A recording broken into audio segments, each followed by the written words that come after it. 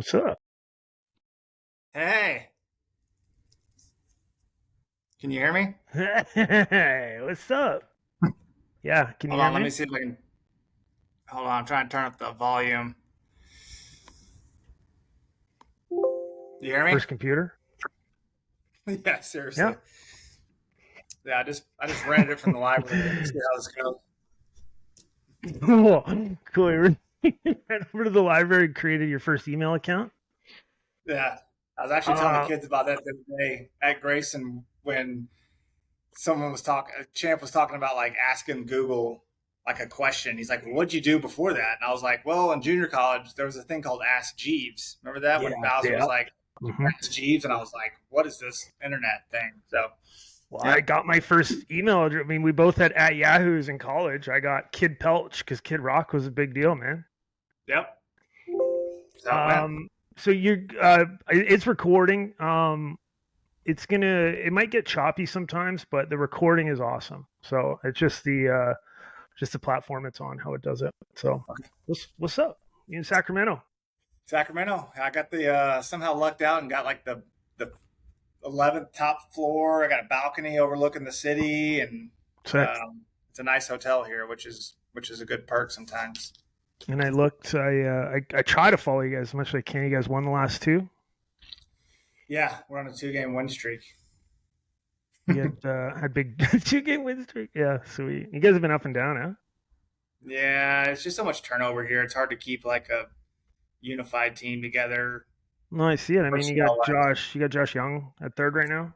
we got Josh rehabbing. We got Josh Spores rehabbing. Uh, You gonna get Degrom up soon? Degrom probably will come through. Yeah, we just had Scherzer. Yeah, we got to For, talk about that. By the way, let's just talk about that. How awkward was that mound visit when you took the ball? What happened there? Um, it wasn't awkward at all. I forgot that my junior college roommate told me that I had to smack him on the butt a certain way or he was going to be mad at me. So I forgot. So I guess I did. I panicked and I just took the ball and like a normal manager without worrying about how I was going to slap his butt. So it was Yeah. fine. I wasn't nervous. It just I'm glad he didn't come out like he had a pitch count and he had reached it, so there was no debate. So he wasn't going to be. What was the count?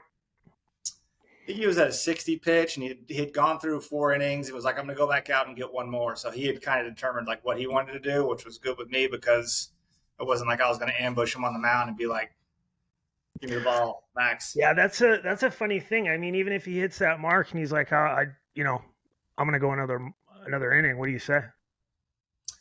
Yeah, that was between the pitching coaches and the pitching coordinator was in town. And I think they were having those conversations between innings. Yeah, And obviously Max can be a little intense, but he's also a professional. He's not going to like, yeah, strong arm somebody and hurt himself. yeah, yeah. Um, cool. So, what do you want to talk about, dude? I didn't set an agenda for you, really, dude.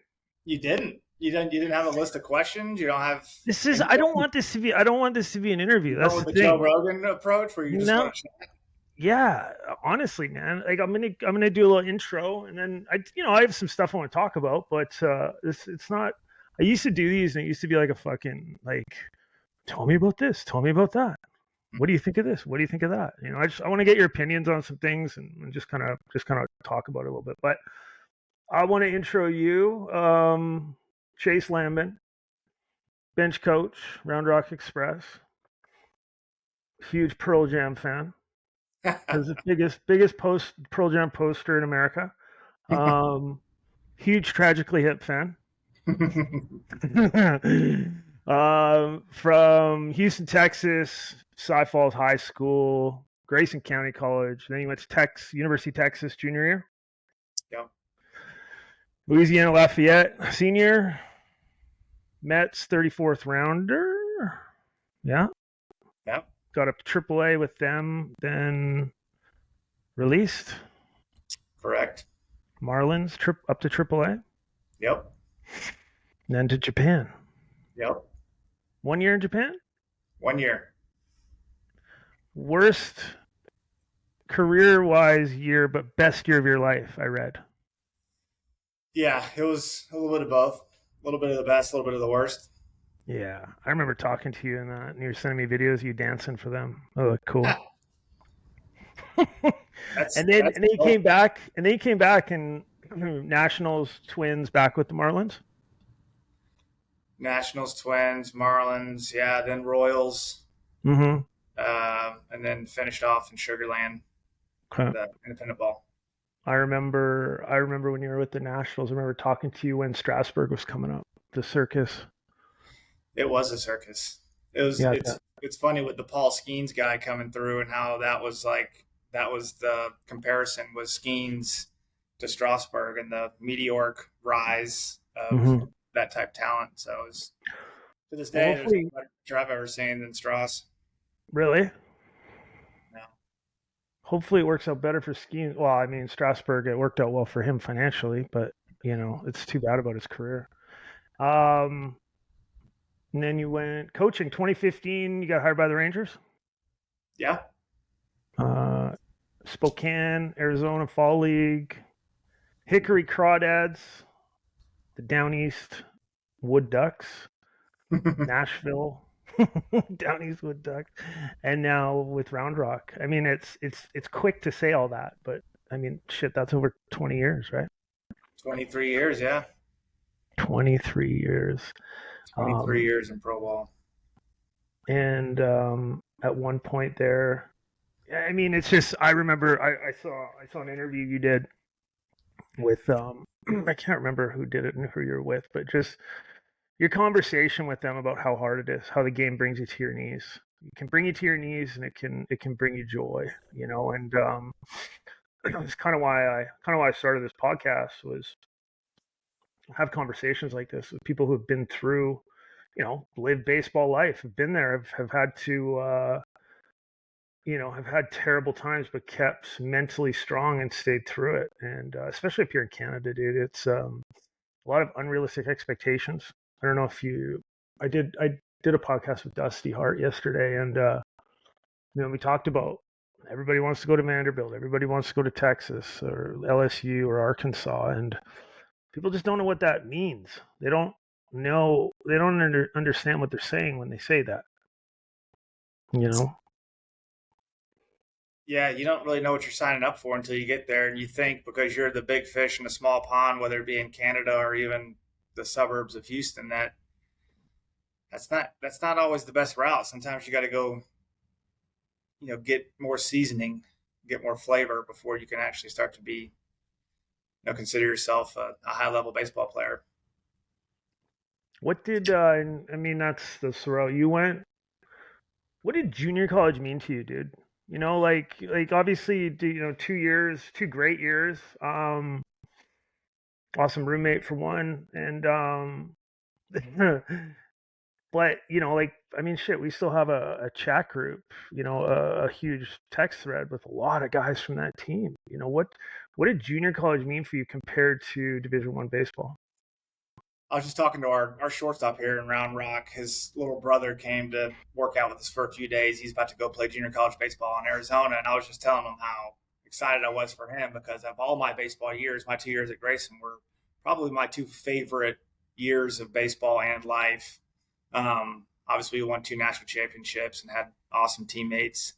But I think it was just divine intervention that I actually went to junior college because I was just like everybody you were talking about. Where like I was University of Texas or bust. Like I turned down dozens of Division I scholarships my senior year, waiting for Texas, and then I struggled my senior year. Everything dries up, and I'm sitting with nowhere to play baseball after high school, which I think had to happen, obviously. And I kind of Mhm. begrudgingly signed with Grayson, thinking like I'm better than JUCO. I'm only going to be there 1 year. This is like, it was the worst thing ever at the time that I was like signing JUCO, but come to find out it was the best thing that ever happened to me. So I think just the way that went and the level of humility I needed. There's two types of players. There's humble ones and there's ones that are about to be humbled. So I think Cool. I hadn't had any humble pie, with the exception of struggling my senior year. Like I thought I was just on a conveyor belt to the big leagues or something, and then it's not baseball career isn't linear. Yeah. So I think just having it go down that way and going to Grayson 5 hours from home and being with people from Canada and from California, and I was such a through and through Texan that like you know I needed to meet other people and be around other people and be far away from home and learn to live in an army barracks with a bunch of guys from all over the map and to Mhm. play a high level of baseball where I thought I was going to be the cat's meow and I get to shortstop and there's 5 other shortstops at my position that are arguably better than me right out of I the was jump. just, I had the same thought. I was recruited as Tadlock recruited me as a shortstop. I got there. I'm like, who are all these people? What is I going mean, it on was here? me, you, John Lackey's at short. We got Kevin Thompson, or Kevin wasn't there yet, but we have, Peso and Bowser, So yeah. JD. Everybody's at short. And I'm like, I don't know if I'm any better than these guys. And it all worked out, but it just was so good for me to take my lumps at a lower in level to where, we're going to play a 70 games in the fall. We're going to play 60 games in the spring plus summer ball. Like I needed all those Mhm. reps. I needed all those at bats. And I tell people sometimes like, what's the most important thing about developing baseball players in a player development role that I am? And it really is playing baseball. Like there's no better teacher than the game. And so Mhm. to go play, you know, 16 innings of baseball every day in the fall, and then to go drive all over the creation playing double headers in the spring, there was nothing more valuable in my time in my life to develop at 19 and 20 years old than to do that. Yeah, the grind. It's and I see it now. Even up here, I think everybody's got these unrealistic expectations. And I was talking to a friend who's at Tacoma Community College, and he's just saying it's kids don't want to sign at junior colleges now because it's not cool. It doesn't look cool on social media, and it's not. It's the social currency for the families, and this is holding kids back. It's the thought of going to a D1 or even who was I was talking to another coach, and even a good D2 can be better than a shitty D1. And yeah, It's so all ego, and athletes are notoriously egotistical and self-serving and borderline narcissistic, and so those are all the things that come into play, and that's part of the process. Is like, how can you manage those things? How can you manage your personal development as a person along with your baseball development? And I think baseball is a beautiful way of carving out what you're meant to be. Adversity introduces a man to himself. So when you go through these hard times and you're seeking just to be cool and you're seeking affirmation and this is what you're driven by, like that's going to end poorly until you make a life adjustment. And then you're going to find things that are more fulfilling. You're going to find more purpose in what you're doing and not just clicks or NIL deals or money. I mean, these are all mirages that you're chasing, and you find out that they're hollow. And yeah, so the game of baseball kind of forces you to look in the mirror if you want to keep playing it, or you say, you give up, or you blame someone or a coach that doesn't like you, and you end up, chasing the same things of the world outside of baseball. But I think baseball has a way of really just kind of bringing you down to earth and showing you what's what and what's real. The relationships, the competition, the perseverance that takes to get over the hard times, and the like you were talking about, like, can you get through can you take the punches? Can you have your guts ripped out and come back the next day with confidence and compete? And that's what I was able to separate myself from my peers, was that just dogged determination I didn't really have an ultimate goal of like being a professional athlete. I just wanted to prove to myself that I could, you know, get through hard things just to prove to myself that I could, I guess. I don't know. I don't know where that came from. And I wish I could like I box it up. remember you. I mean, I remember you saying, you've said it a lot of times, is in order for me to quit playing, they're gonna have to rip the jersey and the glove out of my hand. Like they're gonna have Yeah. to physically pull me off this field for me to stop playing. And the mental strength, the mental fortitude, the discipline, the waking up at 2 a.m. and drinking protein shakes and things to stay big. And it's how did you do that? Like what and it's not drive, it's not motivation. It's because you don't do that shit. Most people only do that shit when they're motivated. There's something else there. There's something a little different. What is it? Can you try to put it in a bottle for me here? I think I had good examples. I think I was set on a good track with my dad was hard on me and they had high expectations. My brother was a dogged worker, hard worker. He played at University of Texas, so he had some success. And I saw people at University of Texas. But I think at some You point, had, I mean, in your house. I mean, I remember being in your house and your brother in a picture with A-Rod. yeah, he played Team USA, and he's telling me stories. He's calling me from Oklahoma State with Gary Ward, talking Mm-hmm. about the mental approach of an at bat when I'm a sophomore in high school on varsity, trying to just survive. And he's talking me through like the intricacies of a high level hitter, the thought Mm-hmm. processes. So I'm starting to develop a mental plan that separates me from my peers already at a young age. So I kind of had that seed planted, and then once I saw that I was having success based on like what I was willing to do, the discipline it took to run when people didn't want to run, to work out when people didn't want to work out, to do the little things. Like I started to see that I could outplay people that were more talented than me, and that was addictive. That was like I wouldn't say it's a drug, but that was like alluring to me that I could outpace people on those based on those things. And and you start to get lauded for it. You start to get accepted and recognized for how you go about it. And like I had coaches start to see that in me and use me as an example to teammates. And so I kind of built my own persona of like, I'm going to do what other people aren't willing to do. I'm going to, character is what you do when no one's watching. I'm going to do things when no one's watching. Like, I'm not going to do this to like impress people. I'm just going to do it because this has gotten me here and I want to get there. And I know the saying is, what got you here won't get you there. But in my mind, it was like, I'm willing to do what Yeah. other people aren't willing to do. And I'm just going to keep doing that and see where it takes me. Mm-hmm. And I think that's just how I approached, once I got into varsity baseball in high school, like, I'm breaking into the weight room because they wouldn't let us lift without a coach. But I'm like, I got to lift. So I You end up had to. getting, I mean, you had to, right? Like and there. I think that's a big piece for you and for, well, I'm not going to say undersized players, but like for myself, I was a big dude. I didn't have to go to the gym a lot. Like I was just a good hitter. I didn't have to that's I didn't have to fucking do extra work, and it set me up for some failure later in life. It that's really did. what I got to remind myself when I see like my son Champ, who's 12, and he's not physically any more gifted than anybody else. And I see that as a blessing because he's going to develop habits to keep pace with his teammates who are bigger and they are stronger. And he's got to do the little things. He's got to be a smarter baseball player. He's got to do he's got to put a little more work, but he's going to create these habits that are once he does grow into his body, and Mm-hmm. like I did, and he gets to be 6'1", 180, and he's always probably going to be thin, but he's going to have the habits that are going to take him.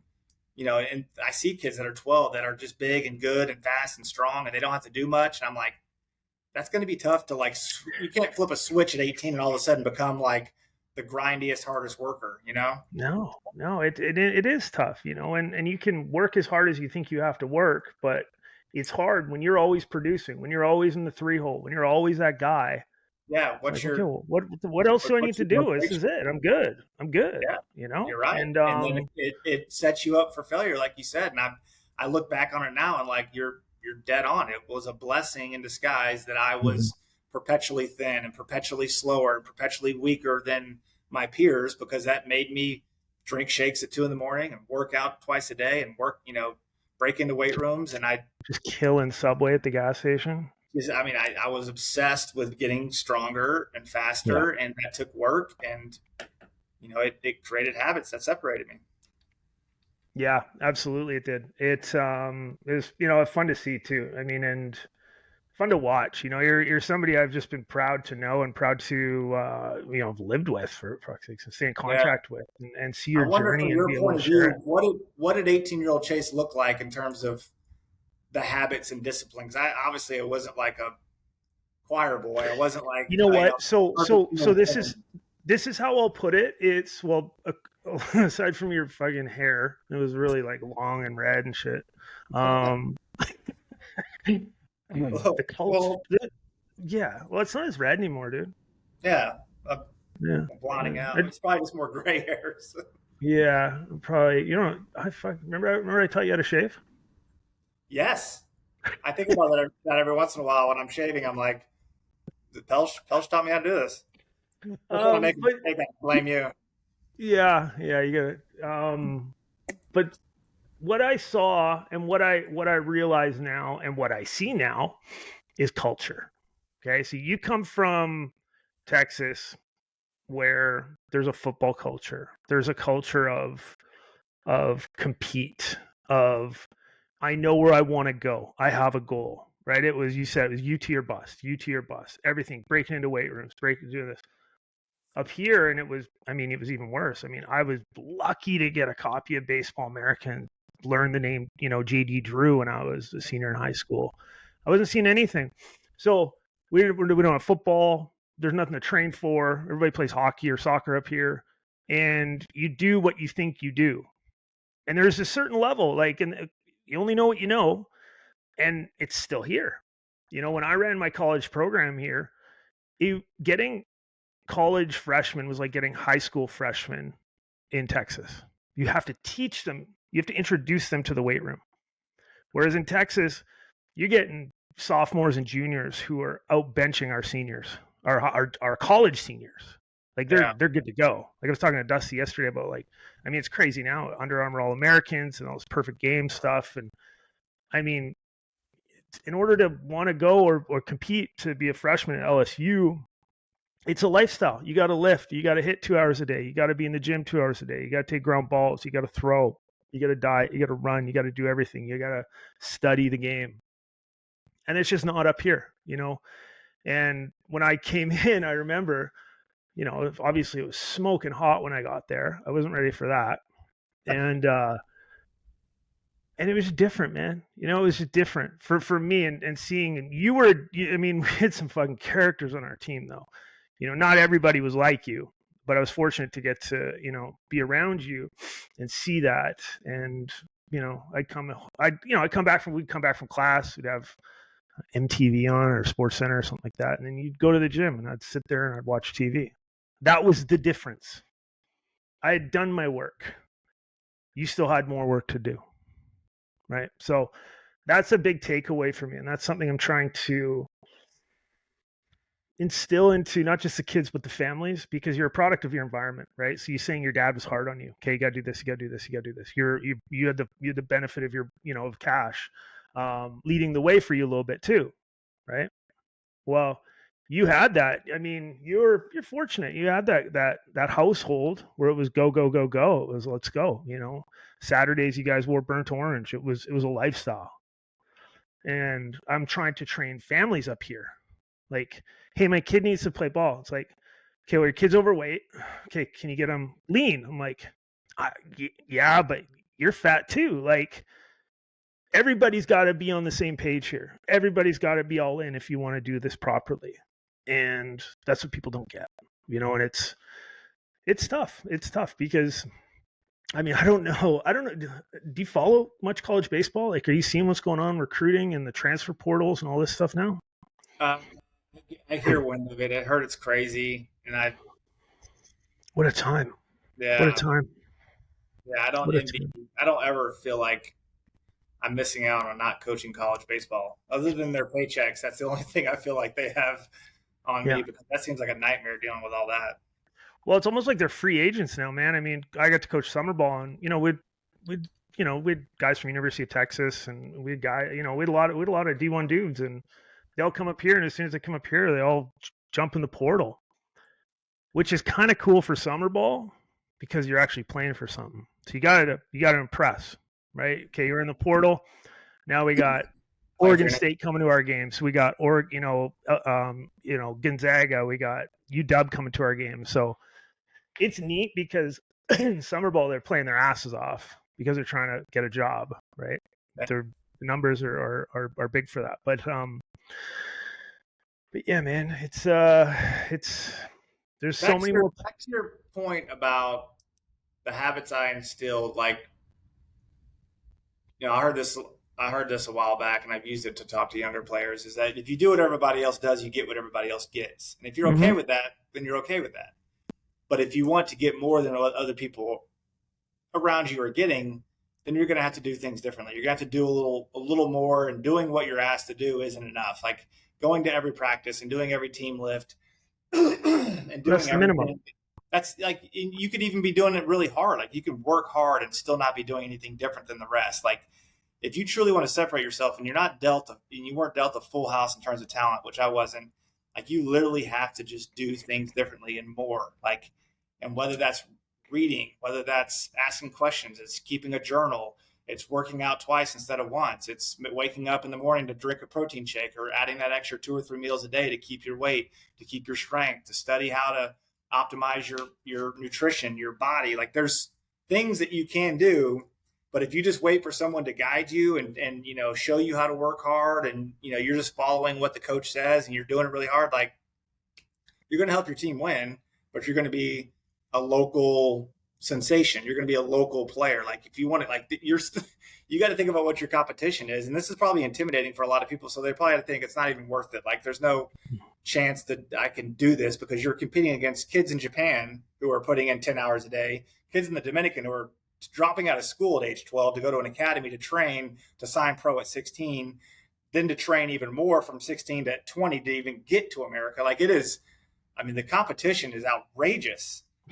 And that's probably intimidating. But for me, it wasn't like I didn't think it that way. And I give this definition of success to people because it maybe brings it back into a level of focus that is attainable. And it's a goal that doesn't seem outrageous like that, where there's no way I can compete with that. For me, success at some point became about not having any regrets. Like success for me was being able to sleep at night the rest of my life. However long I play this game, however long it takes for someone to rip that jersey off, which they finally did at 35. They took the jersey because no one wanted to give a broke down 35-year-old, any more money to play a game. So that was my definition of success, and I accomplished it without playing in the major leagues, which I think there's guys that play in the major leagues who can't look in the mirror and know and with honesty and say they did everything they could. They probably rode their talent. They got some big league time that they probably should have been an everyday big leaguer. Or there's everyday big leaguers that should have been all-stars. There's all-stars that should have been Hall of Famers.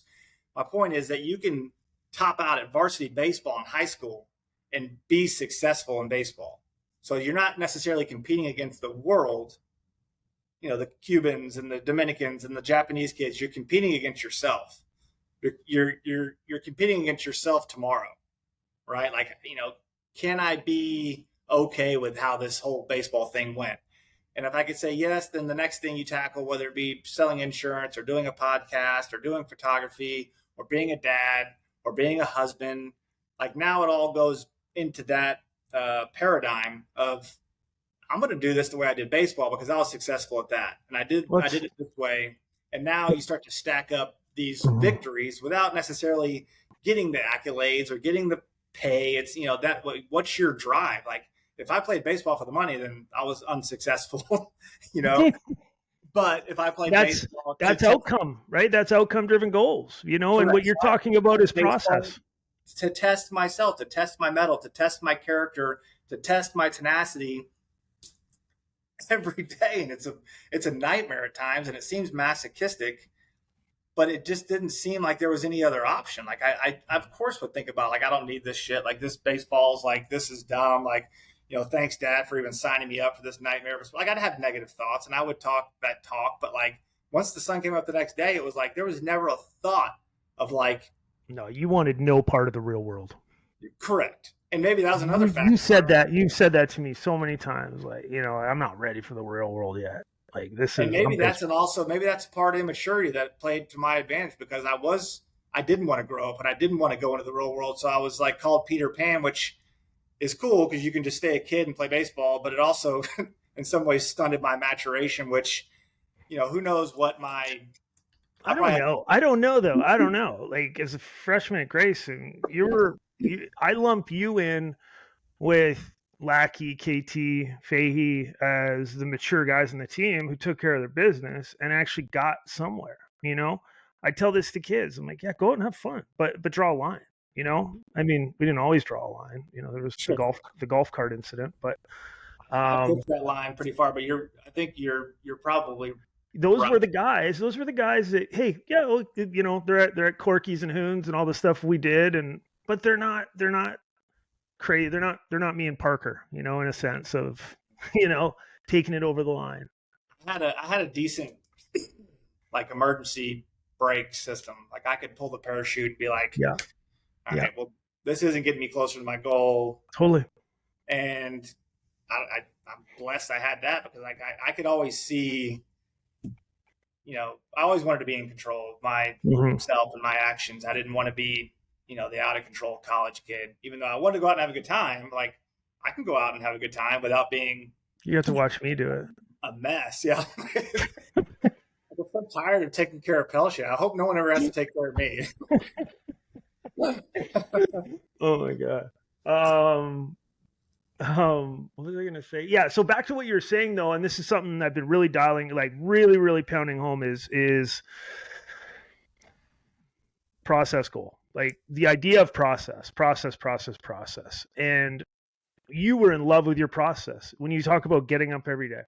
When you talk about going to baseball, when you talk about working out, when you talk about everything you do daily is your process. And I think at the end of the day, the best outcome is having a solid process. And the foundation you were able to build through baseball has turned you into, a dad every boy would want, a dad every girl would want, a husband, everyone would want, a friend everybody would want. And that's that foundation. And what that's going to lead me into now is something, I know, again, I've heard you talk about is being, now you mentioned it, but being a great teammate.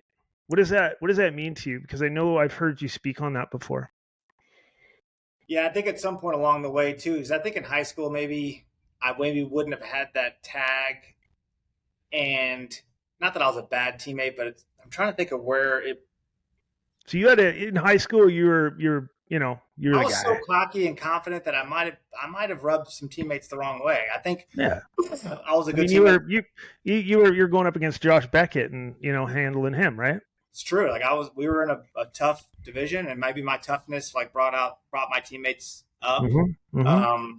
My competitiveness and swagger probably made my teammates around me better. And I think at some point it became part of my identity, what I wanted it to be. And you read about certain athletes and the Pedroias, and you read about the Jordans, and you start to read about people that you want to emulate and you respect, and you start to get recognition about it. Like whether it be, like I said, about working hard, you get recognized for it. Like there were certain things I did where coaches started to say, Chase is a great teammate. I like that sound of it. And I think what it does is it buys you opportunities and it buys you chances that you wouldn't get otherwise. If you're not a good teammate, you better not ever suck. Mm-hmm. If you're a great teammate, now you got some cushion. You got some equity built up to where people are still they're going to stick their neck out for you a little more. You're going to get opportunities that you wouldn't. Your doors will open because every coach wants a good teammate. Every coach wants someone that's going to bring it, that's going to be disciplined, that's going to work hard, that's going to bring good energy, good attitude, good effort. They're going to make the teammates better. They're going to play the game the right way. They're going to do the little things. Like, I didn't mention hitting a double in there at all. Like, every coach wants that guy. So I started to figure out, like, well, I'm not the most talented, and I'm sometimes going to slump, but I need time to figure out how to do this level or how to get to this next stage. And I can buy myself time by doing this. And another thing is that there's very few controllables that we control in baseball. It is wildly uncontrollable. We're holding the bat, kind of responding to a baseball coming to us. We hit it, may go to someone, may not, round ball, round bat. So somewhere along the way, in my mind, I wanted to distill it down to I can control my effort and I can control my attitude, and I can separate myself with those two things. I can play harder than anybody, and I can bring so much positivity and juice and enthusiasm and encouragement that's going to probably make me better, but also my teammates. And it's going to let my coach know that, like, he never has to worry about me. He never has to worry about me kicking rocks and pouting when I'm not in the spot of the lineup or I'm not playing the position I like. Like, it's so tired to be a victim. Yep. And it's tiring, and it's the fastest way out of everything in life, whether it's be a marriage or a job, anything. You be a victim, like, good luck with that. So I wanted to be a victor in every single way. And I took pride in the fact that, like, you couldn't break my spirit. You couldn't break. When did you really believe it? Like, when did you really buy in? Because I've had a lot of players who are doing it, but I know it's eyewash. Like, I know it's not real. I think sometimes it wasn't real for me. Sometimes I was acting. Okay. And I think, sometimes you got to fake it till you make it. And I think, not that I was completely disingenuous, but I obviously was upset at times when I wasn't playing at Texas, or heck, I didn't play our first game at Grayson, and I was probably upset about it. I just didn't want it to bring attention to me. So I maybe played it more like down the middle, where I wasn't like Johnny rah fake, but I wasn't like pouting in the corner either.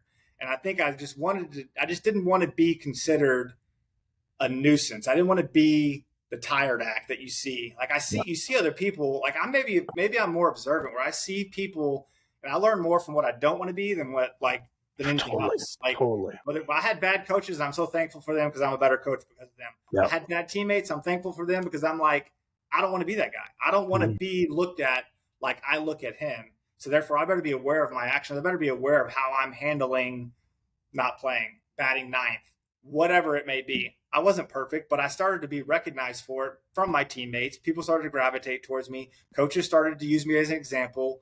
And now it's like, okay, like these two controllables, I can go all in on these two and just put my nose to the ground and just dominate those two things. Like, all right, that seems like an attainable goal. Like those are the two controllables. Now you extrapolate that to a team, and that's your messaging. And that's what I give. That's most of my talks I give to younger players are on the two controllables. Like you can't lose with great effort and great attitude. Like you just can't. Like you're going to be a winner. Like that's how you become a winner. That's how you become successful in life, is by dominating those two things. Like, I mean, think about it. Like, who do you know that's successful that doesn't have great effort and great attitude? Totally. No, absolutely. Did you get an email? I don't think so. I think that was your computer. No, I don't think so. I want to talk about something you got me. It was cool. You've been a great resource for me with new tech, new things coming out. You know, obviously you guys are getting your hands on them first. First of all, I remember, 4 or 5 years ago, we were talking about all the tech and all, motion sensor. Is all that stuff still going? Or are you guys kind of going another way? And, is it too much? The pendulum swung pretty far. Yeah. And it's swinging back a little bit. And technology is still a tool to be used to our advantage. There's a point of diminishing returns. I think that there's no. But you're not throwing a K-Vest and a blast motion sensor on every guy, every swing. There's no magic gadget.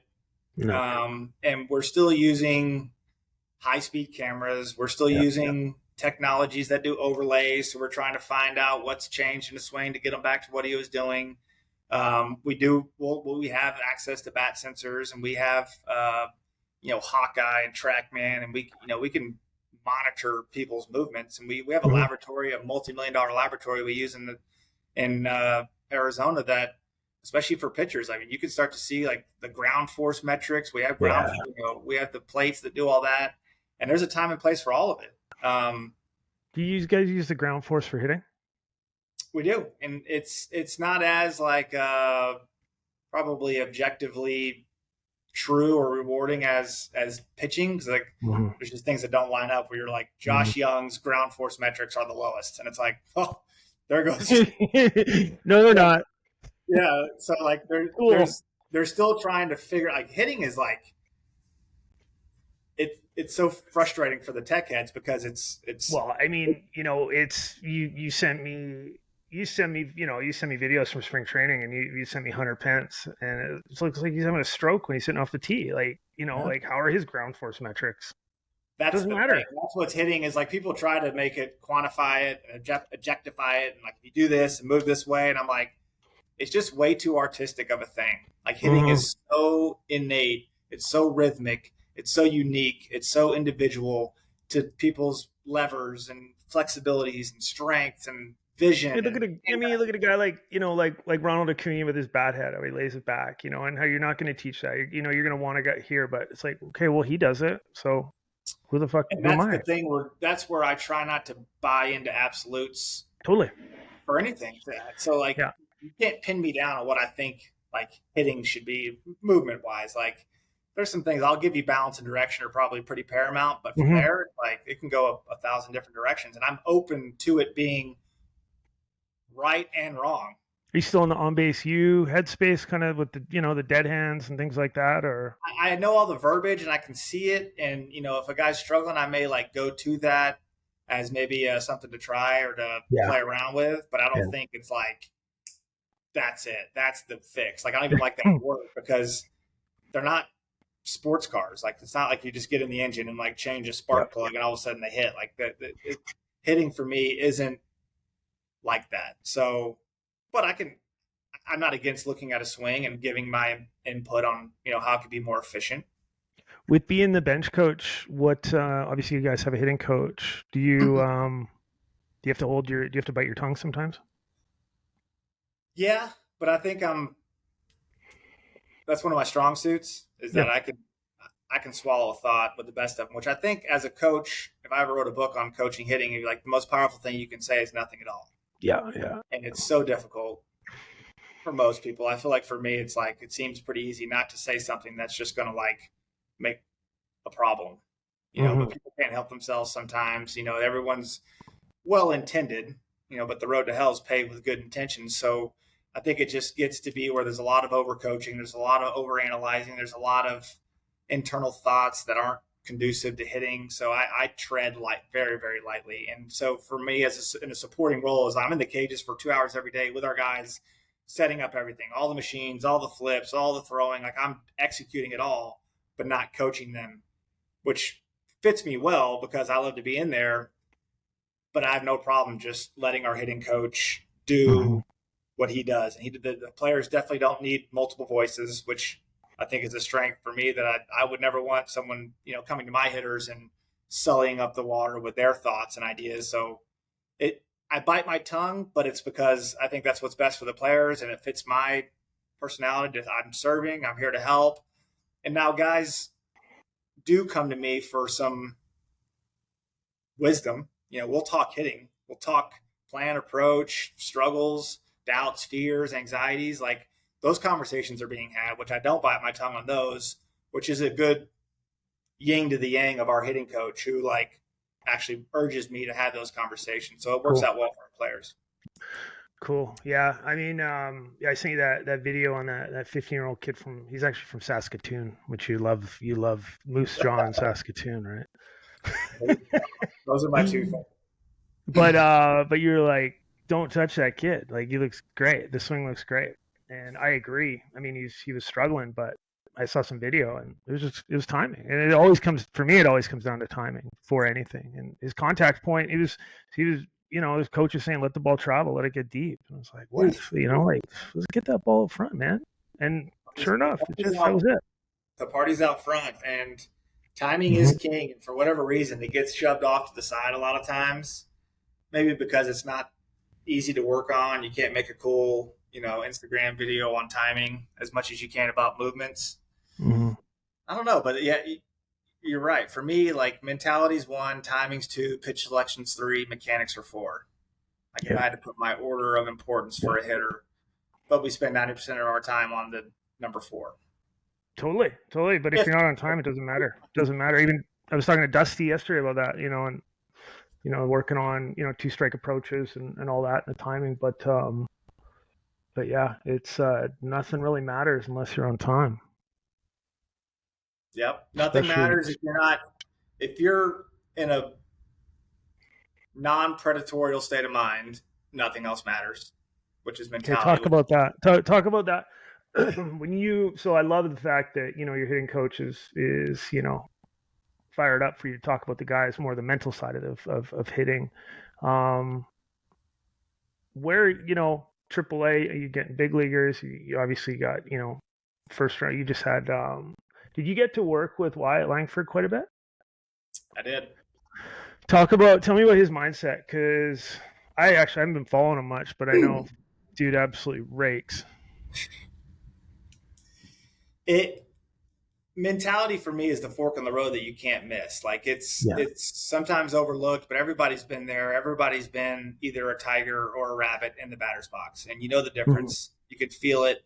Um, and so you can start to self-analyze and know when you're having these type of negative thoughts, and you course correct. But it's got to be paid attention to, and it's got to be part of your process is to get yourself in a frame of mind that is uh, predatorial. Like I said, like there's tigers and there's rabbits, and if you're perpetually trying to just survive and not get exposed and not chase a slider and not strike out, like I don't care how talented you are or how good your timing is or how good your pitch selection is, like things aren't going to work out for you. So like let's get the foundational piece of this. Let's get the foundation of this structure put in place to where we have the proper thought processes leading up to the game, leading to the on deck circle, leading to the batter's box, to where now we're on the island. And there's no island like the batter's box. We're like, you have nobody to help you. You know, it's a lonely place, and doubts and fears are real, insecurities are real. And I wish I had a coach when I was playing tell me that, you know, instead of just saying like, don't be a pussy, like, and it's like, well, thanks, but that's not like, I'm pretty sure I'm not that, but I would have, it'd have been nice for someone to have a little empathy and just say like, those are real, those are normal. Like, how can we harness them? How can we put them in the proper context and point them and use them in the right direction? Use that energy. I think we're fortunate coming from an older school era, you know, like, you know, Coach Tadlock didn't talk to us about our feelings much. You know, it's we were there, we got to experience what it wasn't like, and now we know the benefit we would have had if we were able to do it. You know, Yeah. like I had a conversation with a kid the other day, and I'm like, you know, how was your weekend? And he's like, it was good. And I'm like, I had to pull it out of him. I had to call it bullshit. And he ended up, you know, he's like, he was really upset. He had a lot of pressure. He's creating pressure, but he had to get it out, had to get it out. I could have been like, okay, cool, man. Right on. Good job. Let's, good luck next weekend. Like, fuck, smell you later. Right. But, you know, you got to pull it out of him, and you have to create an environment where it's cool. It's cool to share these things because you're all going to benefit from it. And you also understand that, holy shit, I'm not the only one that feels this. That's the main thing. wild. It's just like just the relief it would have given me to know that I wasn't alone. That's all I probably needed. And from there, it's like, okay, like we're all on the same playing surface. We're all even here. Like I can go do my thing. And I think that's what main reason I got into coaching was to have that level of empathy and, you know, in kindness and service. And like you know, the three pillars for me as a coach are empathy, kindness, and service. Like, how could I empathize with you? How could I collaborate with you? You know, and how could I serve you? You know, put me under you to prop you up to get to where you want to be. Like, it's not about me. I'm not trying to, you know, stamp you with the chase stamp. You've done it. You've been there. You've been everywhere most people want to be, in a sense, right? It's and that's what I'm saying. Like, I've been down the road you want to go down. Let's use me. Let me serve you to help you get there. And that's why the beauty of coaching is it's been extremely fulfilling and rewarding because of that. Because once you do develop trust with guys and you start to have those conversations and they open up and you can start to let them, like you said, like get it off their chest. Let's talk through it. Now let's curate a plan. Let's get clarity so we can have conviction, so we can have trust, so we can, you know, dominate this at bat. Like there's a process to this. And that's why I feel like mentality is number one. Like if you're not in the right headspace, like. And then after you have all that talk and you figure everything out right before they go up to bat, you just slide in and don't be a pussy. And they laugh. And then it's like, and then you get a good laugh, and it's just like, all right, this is fun. You know, this is, oh yeah, we're playing baseball. It's fun. Mm-hmm. It's not, you know, it's not the world. I want to just touch on one last thing here, dude. It's one thing that's been cool is you're I think you're you're a bit of a creator. You know, you like to, and this got me thinking when I was a hitting coach was charting in the dugout. You know, was having players running their own charts and you know, basically keeping a journal of everything they're doing. And God, I found it helped when guys could do it, when guys were locked in and able to do it. Are you still guys working with anything like that? The good ones do. I was just watching Josh Young yesterday write out his entire game plan facing this pitcher in a AAA game on his rehab. Like you would think he was getting ready for Game 6 of the ALCS. I mean, he had lines and drawing and circles and red, different color pens. And I'm like, geez, what's different about that and what the hitting coaches give in terms of like our game plan? We have printouts of like, you know, where we're trying to attack, where they're trying to get us for trap lanes and different things. And as casually as can be, he said, well, when I write it, I own it. And I'm like, damn. Amen. When I write it, I own it. So like when you write things down, that's you. Like you're writing out your at-bats. You're holding yourself accountable. You're being honest. You can't just like BS. You could, I guess, write some BS to yourself and lie to yourself. But for the most part, you're usually honest. You're going to own it. And so I think that is something that's still done. I encourage young people to do it. I encourage this level to do it, is to have that that debrief that, and I have a product that I'll send you, not a product. I have a thing that helps with that, where it's like a checklist, and it's like, you can laminate it and you go dry erasey, circle these, checklists. And then at the end of it, what was the result and what would you change for your next at bat? Like that's for me, is how can you have an at bat, take the information, take the feedback, this loop, what's the adjustment, which people told me when I was all the way into AAA, like you got to make good adjuststants. Good hitters make adjustments. And I'm like, they must mean raise my hands and spread out. So you mean choke up? Okay, yeah. Cool. I was like, could you give me some options? So like I literally played my whole career, and by the end, like I figured it out. I'm like, okay, I'm 33 now, and I figured out what that coach meant when I was 21. So like I've put on paper, like in my mind set, or like my approach to an at bat, like a plan. I have it. I'll send it to you, and I'm thinking about actually like monetizing it and creating something where I could sell to high school programs or college programs, where it's an offensive system that gives the clarity that you're talking about, and the feedback loop where you're in the dugout and you're going back and you're writing out what you were thinking, what happened, what's the adjustment, what were you thinking, what happened, what was the adjustment, like over and over and over again. You just have to do that for, even if it's 20 at bats, but over a couple hundred. Now you got an internal process that's like, boom, I just did it. I just made my plan. I just had my at bat, and now this is my next, like boom, we're on to the next. And now it's pitch to pitch, not game to game or at bat to at bat. Now we're in the moment. I have this internal checklist that I'm, getting feedback on, and I'm making adjustments on the fly as a hitter. Now I'm playing chess. He's playing checkers. I'm probably kicking his ass because I have clarity. I'm not, like you said the other day, not thinking is a bad way to go to the plate. One, it's impossible. Two, like clarity creates composure. Like you want to have a picture of what you're trying to do. The body follows the mind. If you don't give anything to follow, guess what the body does? The body panics and does some stupid ish. So I think it's paramount that you have like a crystal clear plan and approach, because the body needs instructions, but you also don't want to like be thinking 1,000 things. So like, I'll show you what I have, and I think you'd love it. I bet I would. It's cool. I mean, I still use that chart that you had early on with the Rangers. I still have some hitters fill that out. Which it's funny though, because the one with the tiger and the rabbit and stuff. No, it's basically winning at bats. Oh, like quality at bat type chart. Quality at bat. Yeah. Okay. Yeah. And the problem with that though is that it's such an odd thing up here that kids feel like dumb doing it.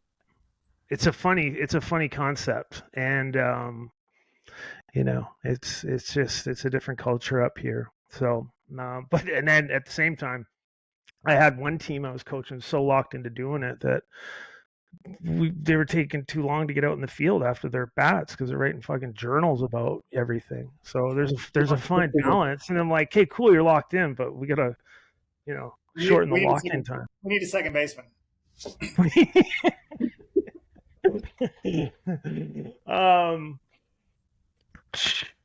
Let's wrap it up here, dude, because we're going on an hour. But I'm gonna ask you if as a dad, as a husband, as a baseball coach, as an ex-player, some advice to the kids and the parents out there right now in 2024.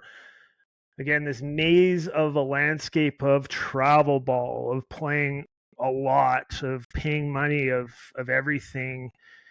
In my opinion, especially up here, everybody's trying to make these teams. I tell them, I'm like, you cross that imaginary line that is the border, nobody gives a shit.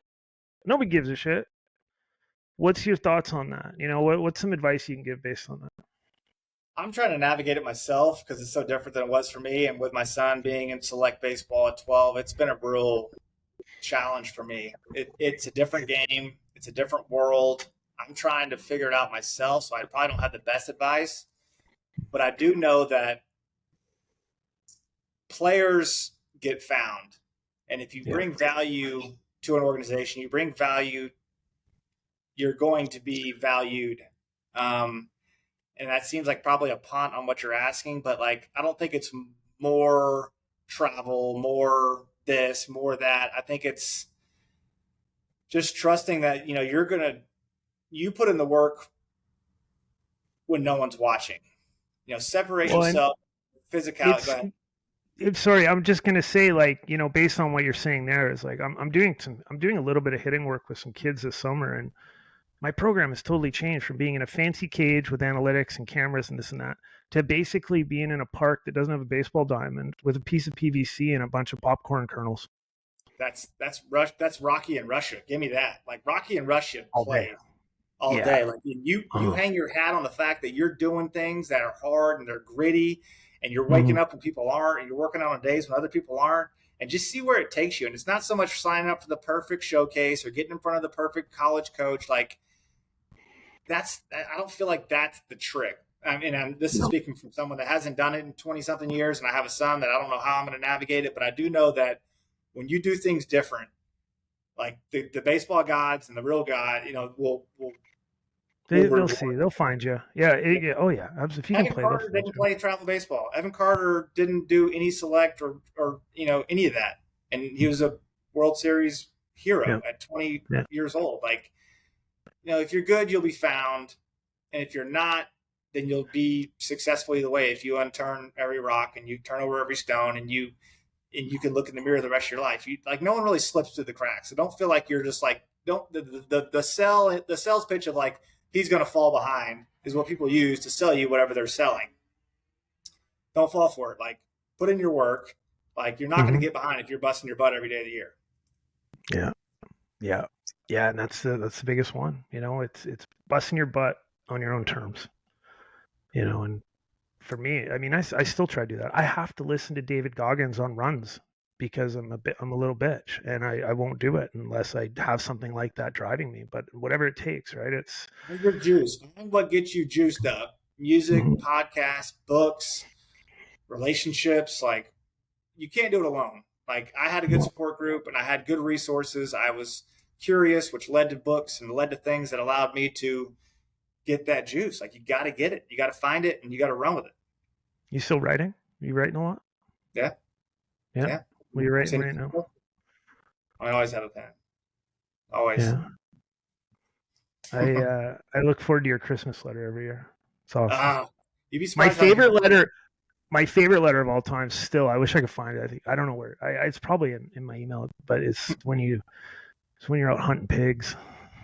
I got a whole folder of all. I mean, I got a binder, but each folder is like hunting, Christmas letters, family vacations. Like, it's all baseball. There's all kinds of. My son will get it someday, and he'll be like, "Whoa, Dad wrote a lot." What does writing do for you?